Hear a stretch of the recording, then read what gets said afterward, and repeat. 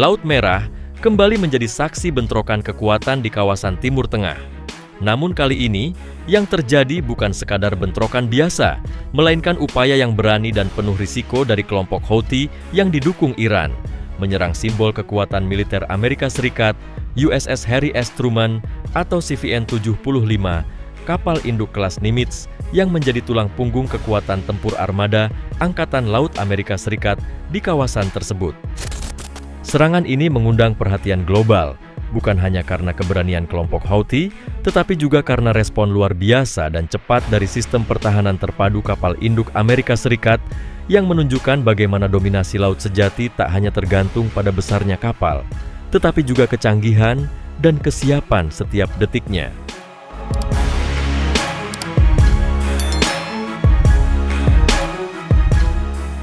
Serangan ini terjadi di tengah meningkatnya ketegangan di kawasan Laut Merah dan Teluk Aden, di mana kelompok Houthi kerap menyerang kapal dagang internasional sebagai bagian dari strategi tekanan terhadap Barat. Namun, menjadikan kapal induk Amerika Serikat sebagai target adalah eskalasi besar. Menurut sumber intelijen regional, rudal balistik jarak menengah dan rudal jelajah darat ke laut diluncurkan secara serentak dari wilayah Yaman yang dikuasai Houthi. Target mereka adalah USS Harry S. Truman yang sedang berada dalam operasi pengamanan jalur pelayaran internasional bersama dengan kelompok tempurnya, termasuk kapal penjelajah dan kapal perusak. USS Harry S. Truman atau CVN-75 bukanlah kapal sembarangan. Sebagai salah satu kapal induk kelas Nimitz milik Angkatan Laut Amerika Serikat, ia adalah simbol supremasi militer laut modern. Dengan panjang lebih dari 330 meter dan berat mencapai 100.000 ton, kapal ini memiliki kapasitas luar biasa dalam mengangkut kekuatan udara. Sekitar 90 pesawat tempur dan helikopter berada di dek dan hangarnya, termasuk FA-18IF Super Hornet, pesawat perang elektronik IE-18G Growler, dan helikopter MH-60 Seahawk. Namun, yang membuatnya benar-benar sulit diserang bukan hanya ukurannya atau jumlah pesawat yang dibawanya, melainkan sistem pertahanan berlapis-lapis yang mengelilinginya. USS Harry S. Truman dilengkapi dengan rudal pencegat SM-2 dan Evolved Sea Sparrow missile untuk menghadapi ancaman dari jarak menengah. Di sisi lain, sistem Phalanx Sea-West yang terkenal dengan senapan Gatling kaliber 20 mm mampu menyapu bersih target yang mendekat dengan kecepatan luar biasa. Tidak berhenti di situ, kapal ini juga dibekali dengan sistem peperangan elektronik canggih yang mampu mengganggu sistem pandu rudal musuh. Dan tentu saja, ia tidak beroperasi sendirian. Dalam satu kelompok tempur kapal induk atau Carrier Strike Group, USS Harry S. Truman dikawal oleh kapal perusak kelas Arleigh Burke dan kapal penjelajah bersenjata lengkap. Dengan kombinasi itu, mendekati kapal induk ini tanpa terdeteksi dan menyerangnya dengan sukses bisa dikatakan hampir mustahil.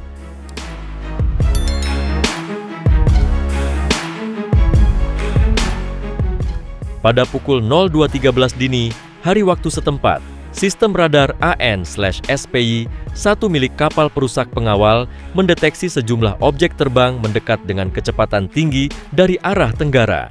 Beberapa di antaranya menunjukkan profil rudal balistik, sementara lainnya terbang rendah mengikuti kontur laut, ciri khas rudal jelajah.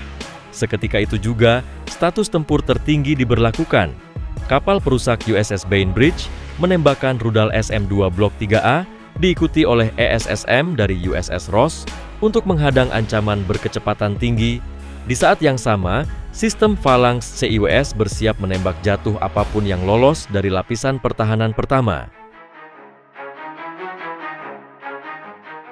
4 jet tempur FA-14 Super Hornet segera mengudara dalam pola defensif, siap menghadapi kemungkinan ancaman susulan atau drone kamikaze. Mereka tak hanya bertugas menyerang, tapi juga sebagai mata dan telinga di langit, mengawasi dari atas, memberi informasi real-time bagi sistem pertahanan kapal induk. Satu rudal jelajah yang sempat mendekat berhasil dihancurkan oleh tembakan Phalanx yang mengeluarkan rentetan peluru hingga 4.500 butir per menit. Ledakan terjadi hanya 1,8 km dari badan kapal, cukup dekat untuk menimbulkan kepanikan, tapi cukup jauh untuk tak menyebabkan kerusakan.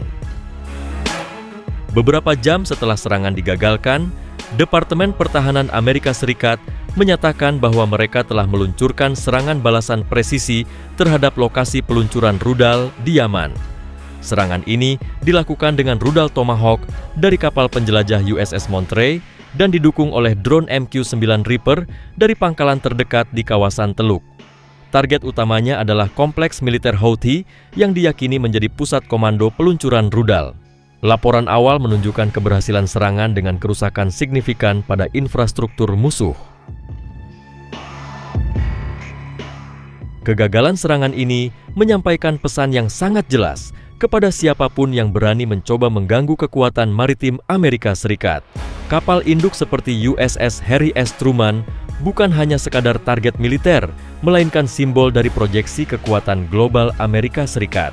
Setiap serangan terhadap kapal induk adalah ancaman langsung terhadap kepentingan strategis Amerika di kawasan, dan karenanya, respon yang diberikan bukan hanya cepat, tetapi juga sangat menghancurkan. Angkatan Laut Amerika Serikat telah menunjukkan bahwa mereka siap menghadapi ancaman dari berbagai arah, baik rudal balistik, rudal jelajah, maupun drone kamikaze. Serangan dari kelompok Houthi ini bukan hanya gagal total, tetapi justru memperlihatkan betapa kuatnya sistem pertahanan kapal induk modern. Rudal-rudal yang diluncurkan tak satu pun berhasil mencapai sasaran. Semuanya dihancurkan oleh kombinasi pencegat jarak menengah dan sistem senjata jarak dekat yang sangat akurat.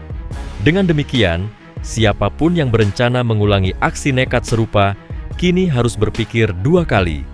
Amerika Serikat tidak akan ragu-ragu untuk membalas, dan mereka memiliki semua instrumen kekuatan, dari jet tempur hingga rudal jelajah presisi, untuk memastikan bahwa konsekuensi yang diterima musuh jauh lebih besar daripada upaya serangannya.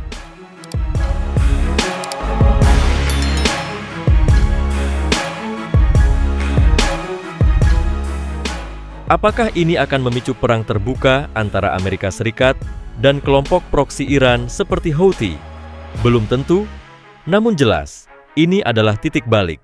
Serangan ini bukan hanya menantang superioritas Amerika Serikat di laut, tapi juga menguji kesabaran Washington dalam menghadapi ancaman berulang di Laut Merah. Negara-negara Teluk kini semakin waspada, sementara kapal-kapal dagang mulai menghindari jalur pelayaran di dekat Yaman. Sementara itu, Amerika Serikat mulai meningkatkan jumlah kapal perangnya di kawasan, mengirimkan pesan keras, "Kami siap perang, tapi tak mencari perang."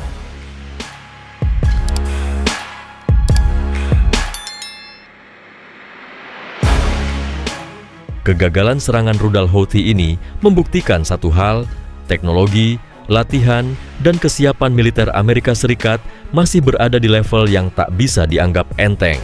Kapal induk kelas Nimitz seperti USS Harry S. Truman adalah lambang kekuatan angkatan laut modern, dan siapapun yang mencoba menyerangnya harus siap menerima konsekuensi.